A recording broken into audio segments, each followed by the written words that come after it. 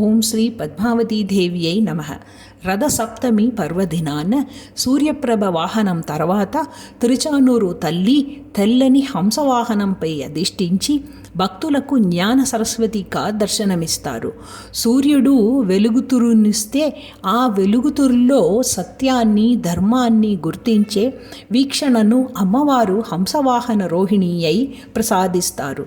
సూర్యుడు ఉదయం చాకలోకం ఎలా స్పష్టంగా కనిపిస్తుందో హంసవాహనంపై ఉన్న అలమేలు మంగను దర్శించాక మనలోని అజ్ఞానం తొలగి బుద్ధి అంతా జ్ఞానమయం అవుతుంది.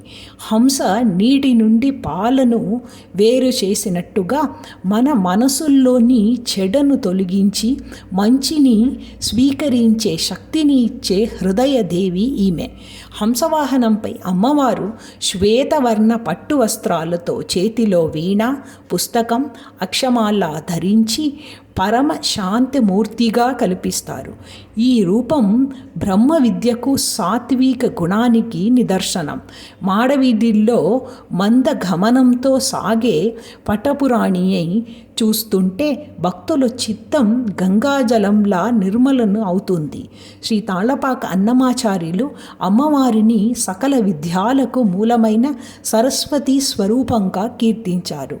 శారదా నీరద వర్ణ శోభితం అలమేలు మంగంబజే సరస్వతి. పద్మసరోవరంలో విహరించే రాజహంస వల్లే భక్తులు మనసు అనే మానసరోవరంలో అమ్మవారు విహరించారని అన్నమయ్య ఈ సేవల్లోని అంతరార్థాన్ని తన పాటల ద్వారా మనకు అందించారు.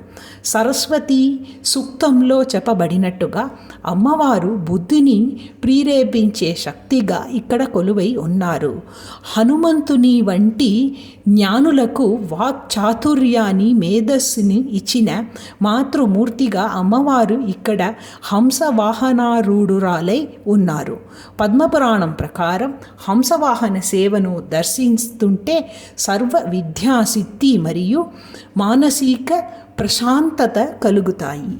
ఓం శ్రీ పద్మావతీదేవ్యై నమః.